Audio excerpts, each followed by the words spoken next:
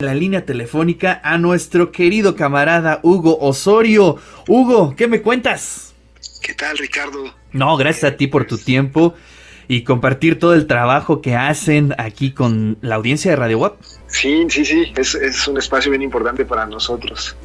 Y bueno, sí, traemos hoy dos temas que creo que van a estar bastante interesantes. Seguimos un poquito revisando los datos del COVID-19, pero también traemos un proyecto que tiene que ver con contrataciones abiertas, del que les quiero platicar un poquito más. Arráncate, mi buen Hugo.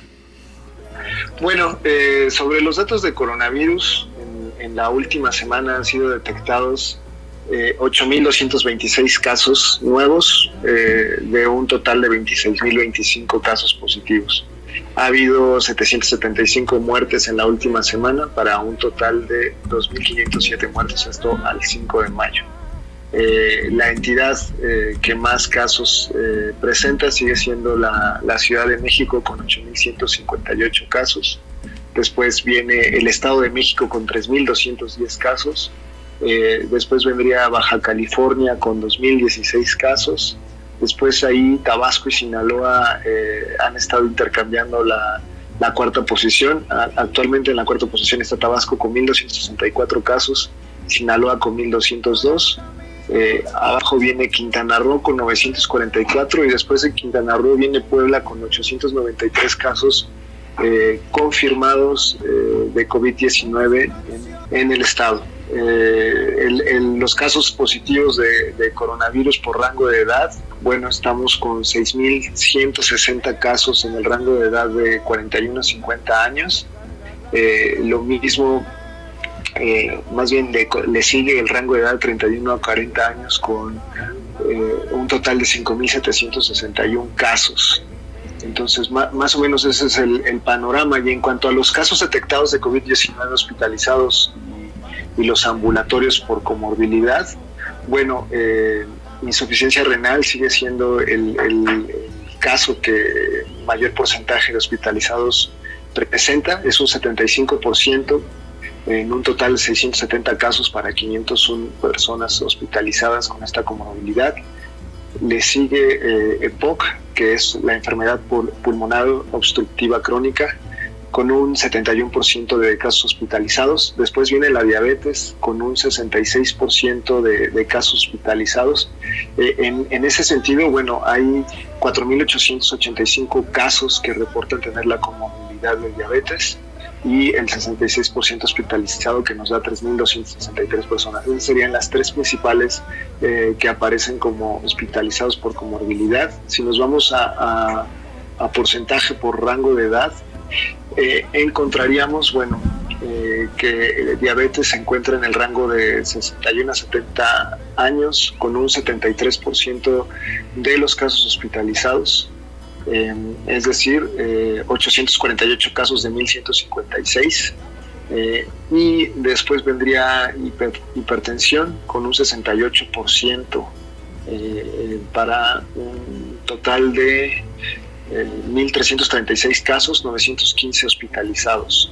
En cuanto a las muertes de pacientes con COVID-19 por comorbilidad, también insuficiencia renal se encuentra en la parte más alta de estos datos, con un total de 27% de muertes, un total de 178 muertes de 670 casos. Después viene también EPOC, con un 26% de muertes, sobre 640 casos para un total de 168. Después vienen las comorbilidades cardiovasculares, que tienen un 21% de muertos del total de los casos. Y después viene diabetes, que también sigue siendo un número alto en cuanto a pacientes y también en cuanto a porcentaje. Es un 20% de los pacientes que presentaron un positivo y que tienen esta comorbilidad han muerto, para un total de 997 muertos en 4.885 casos.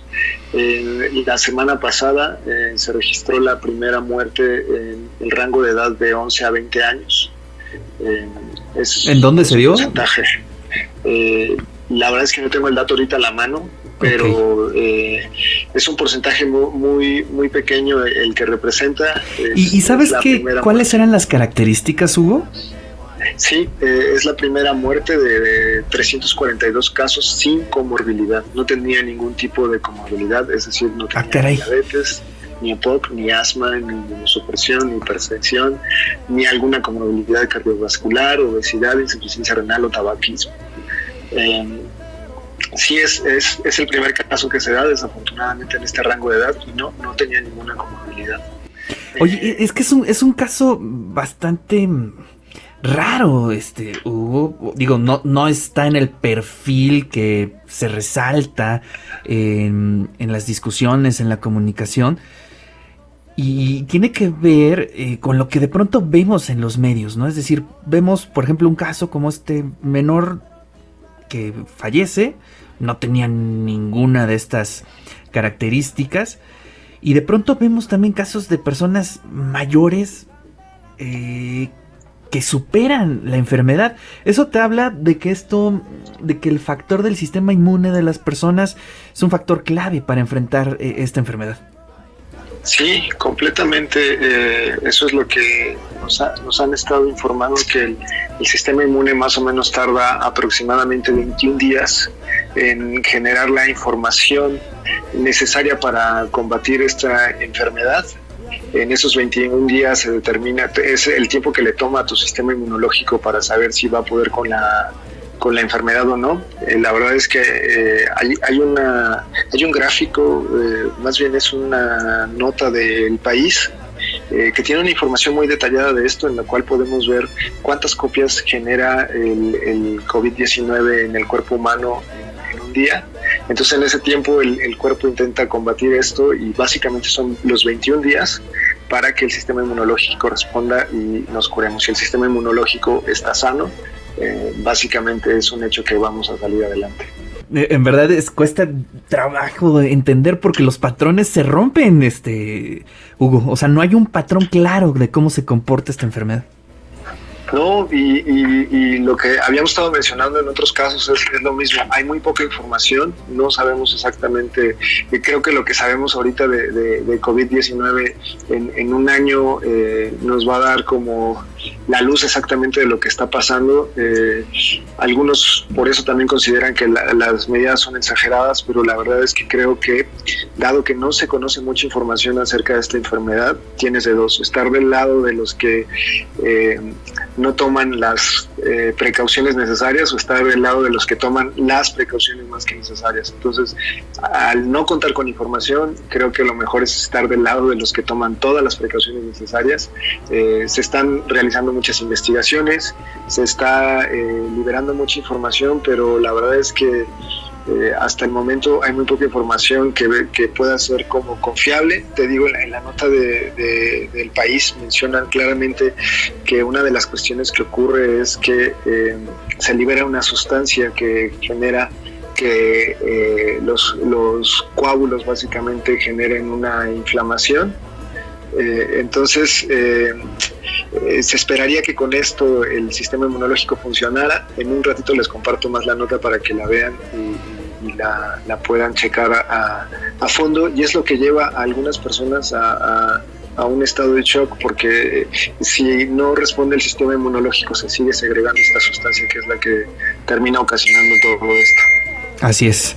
Bueno, pues hasta ahí tenemos la información. Ya lo tuiteaste, le acabamos de dar retweet, pero tenemos otro tema, Hugo. Sí, antes quisiera contarles un poquito de la información. Venga. Acerca de la tasa de letalidad. Creo que es un caso que en Puebla tenemos que empezar a poner un poquito atención de lo que está ocurriendo. Para dar un poco de contexto, la tasa de letalidad a nivel nacional es de 9.63%. Al día de ayer, 5 de mayo, el estado de Puebla tiene 893 casos detectados positivos y 113 muertos. Y la tasa de letalidad del estado está en 12.65%. Es decir, que ha aumentado, está arriba más bien de lo que se esperaría. Pero si empezamos a revisar más los datos, nos podemos ir a ver el número de hospitalizados contra el número de muertos que han muerto mientras han estado hospitalizados, y ahí vamos a encontrar que Puebla ha tenido 487 hospitalizados en este periodo de la pandemia y van 100 pacientes fallecidos para tener un porcentaje o una tasa de letalidad de 20.53%. No somos la entidad que tenga una tasa de letalidad más alta, es Coahuila de Zaragoza, de Coahuila, con una tasa de letalidad de 49.45%. Wow. Sí, tienen Está 90 tremenda. hospitalizados, sí, por 45 muertos. Mientras que la Ciudad de México, tiene una tasa de letalidad de 16.83%. Y esto es porque han tenido 2.905 hospitalizados y 489 muertos. Entonces creo que sí son datos a tener en cuenta, dado que apenas esto va a llegar a su máximo de capacidad. Me parece que el gobernador en días pasados anunció aquí en el estado de Puebla que estamos a punto de llegar a la máxima de capacidad en los hospitales. Y bueno, hay otro dato que tiene que ver también con los pacientes intubados. En Puebla el día de hoy ha habido 55 pacientes intubados y de los cuales 32 pacientes han fallecido, para tener un porcentaje de 58.18 muertes del total de las personas intubadas. Entonces, básicamente creo que la información ahí está. Hay muchas dudas sobre estos datos todavía, y justo hace un momento en Serendipia Ale Padilla publicó o va a publicar, una gráfica que nos ayuda a ver un poquito, porque les mencionaba ya el otro día que la base de datos nos trae unas variables. No nos están dando municipio de unidad médica, pero nos están dando una variable que es la entidad de la unidad médica, y nos dan otras variables que tienen que ver con la información del paciente, como es entidad de residencia y municipio de residencia.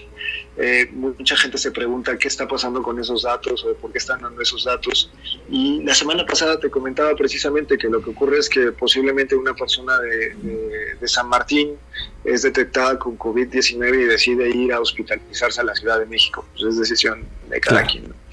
Entonces, en esta gráfica ya lo que podemos ver es exactamente la información que tenemos a nivel entidad federativa, de acuerdo a la entidad de residencia del padeciente y la entidad de la unidad médica en la que está hospitalizado. Y así podemos ver, por ejemplo, que en Puebla al 5 de mayo ha habido 487 personas hospitalizadas, y de esas 8 tienen su entidad de residencia en Guerrero, 2 en la Ciudad de México, 7 en el Estado de México, 461 en Puebla, 6 en Tlaxcala y 1 en Coahuila. Está bastante buena la gráfica. Ahorita espero también compartirles el enlace, porque ocurre algo muy, muy significativo ahí, y mucha gente se preguntaba por qué hay tantos casos en la Ciudad de México, y creo que era algo que también ya habíamos analizado y habíamos comentado aquí. Lo que ocurre es que muchas personas que trabajan en la Ciudad de México en realidad viven en el Estado de México, entonces se mueven constantemente a la Ciudad de México. Sí. Y en algunos casos los detectaron ahí, y en otros casos sí se hospitalizaron ahí, en otros casos no, pero podemos ver, por ejemplo, que del total de 2.905 casos que tiene la Ciudad de México, 560 provienen del Estado de México. Entonces es un número bastante grande. Y bueno, curioso lo que pasa con Puebla, que tiene un caso de Coahuila, pero tal vez por trabajo le tocó estar por aquí y bueno, se tuvo que hospitalizar. Claro. Bueno, pues pasamos al otro tema, Hugo. El otro tema es un proyecto que forjamos artesanalmente en Gobierno Fácil. Se publicó el 31 de marzo. La verdad es que tampoco nosotros le dimos ya mucha difusión, porque se nos vino COVID-19. Con todo esto se canceló la presentación del proyecto.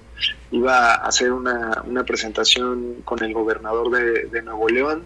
Iba a estar el comisionado Joel Salas, y bueno, me parece que personas de México Evalúa, Nuevo León Cómo Vamos, la CEMIC, el COTAI, que es el el Instituto Estatal de Transparencia y Acceso a la Información del Estado de Nuevo León, pero hubo un cambio de planes, entonces el lanzamiento fue solamente de manera digital, y la importancia de este proyecto radica en que el Estado de Nuevo León se convirtió en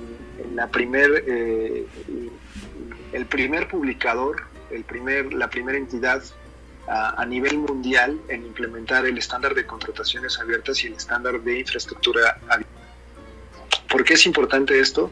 Bueno, la plataforma tiene la información de proyectos de obra pública ligado a los contratos, a los contratistas y a las instituciones. Es decir que en esa plataforma pues, se pueden revisar exactamente qué proyectos son los que se están construyendo. Tienen un proyecto que para ellos era muy importante, que era la esfera cultural. Entonces ese proyecto me parece que fue un hito en Nuevo León. Entonces ustedes pueden checar la información por sector, qué tipo de sector está, qué es educación, cultura, qué tipo de proyecto es. Está un mapa para georreferenciar el proyecto, trae fotografías de las diferentes etapas de construcción del proyecto, desde que se pone la primera piedra hasta que se entrega el proyecto una vez terminado. Trae la lista de los contratos, están todos los contratos relacionados, así como los contratistas del proyecto, quién fue el contratista ligado a este proyecto, están las fases del proyecto, pueden ver exactamente el monto presupuestado, la fecha de aprobación, y además trae una línea de tiempo que creo que es bastante útil para saber qué fue lo que ha estado ocurriendo con el proyecto, en qué momento se adjudican, en qué momento se les da el dinero, cuándo se determina que es el final de proyecto, dónde está el documento de finalización y el cierre administrativo. Y bueno, pueden ir al contrato que sustenta esta información y ver por cada una de las etapas del contrato exactamente cómo se fue dando esta contratación, desde la planeación, la licitación, la adjudicación, la contratación y la ejecución. Y bueno, desde ahí pueden ir a conocer al contratista para ver exactamente cuántos contratos tiene ligados por institución. Es decir, podemos ver con qué institución ha trabajado más. Aquí aparece, por ejemplo, un contratista con la Secretaría de Salud, otro con la Secretaría de Infraestructura, el monto total que ha recibido de 3 contratos, que en este caso estoy viendo un proveedor que ha recibido 254 millones de pesos de 3 diferentes contratos. Pueden ir a ver cuánto están gastando las instituciones públicas de acuerdo a esta información, y además trae una sección de indicadores en la cual ustedes pueden ver el presupuesto de los proyectos según estatus, los proyectos de infraestructura construidos por cada año, así como el número de procesos de contrataciones terminados. Y bueno, es un sitio que creo que en otras circunstancias se hubiera tenido mayor difusión. Claro, está buenísimo. Sí, y bueno, desafortunadamente les pegó el COVID, pero creo que es un buen ejemplo de lo que se puede hacer cuando... ¿Y ya está operando, Hugo? O sea, ¿ya podemos entrar y ya podemos ver ese recorrido? Sí, ya está operando. Actualmente ellos tienen en la parte de proyectos 10 proyectos de infraestructura, tienen 23 contrataciones, hay alrededor de 16 contratistas y 64 licitantes, y tienen 7 instituciones públicas, además de información de 8 programas de obra pública que se mencionan ahí, y el monto total que se ha invertido en este. Entonces básicamente me parece que son 1.662 millones de pesos el dinero que se está transparentando a través de obra pública ahí. Y bueno, también los involucrados en el proyecto para que esto pudiera ocurrir estaba el INAI, México Evalúa, CEMIC, ¿Cómo vamos Nuevo León?, FARC de la Universidad de Nuevo León y el COTAI. Entonces la verdad es que hubo muchas personas ahí en la mesa multiactor de organizaciones para que este proyecto pudiera salir, pero no es todo, no es solo salir, siguen trabajando en liberar más proyectos y que esta información no se quede solo hasta hoy, sino que se siga actualizando y tengamos nuevos proyectos. Muy bien, Hugo. Pues muchas gracias por compartir esta información. Ya está en el Twitter. Yo le acabo ya de dar retweet para todos los que quieran profundizar en esta lectura. Te mando un fuerte abrazo, Hugo. Un abrazo y quédense en casa y usen cubrebocas. Así es. Ahí está Hugo Osorio, el gobierno, no, el mago de gobierno fácil, que todos los miércoles está aquí en el De Eso Se Trata.